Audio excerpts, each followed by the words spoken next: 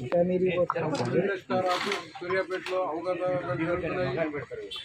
తర్వాత కరప్షన్ భారీ ఎత్తున జరుగుతుందని ఓవరాల్ కంప్లైంట్స్ వచ్చాయి. అది ఎంక్వైరీ చేస్తుండగానే రిటర్న్ కంప్లైంట్ కూడా వచ్చింది.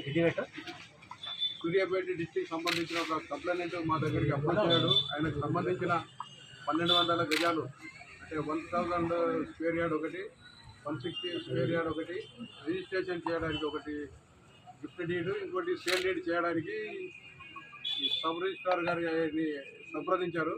వారు ఏం చేశారంటే ఇమ్మీడియట్ వాళ్ళ ప్రైవేట్ ఏజెంట్ శ్రీనివాస్ అని ఆయన దగ్గరికి పంపించి ఆయన ద్వారా గజానికి 100 రూపాయలు చొప్పున ఓన్లీ ఇక్కడ రిజిస్ట్రార్ గారు మాట్లాడరు. ఆల్రెడీ ఇతను 2 సార్లు ఏసీబీ డ్రాప్ అయ్యాడు.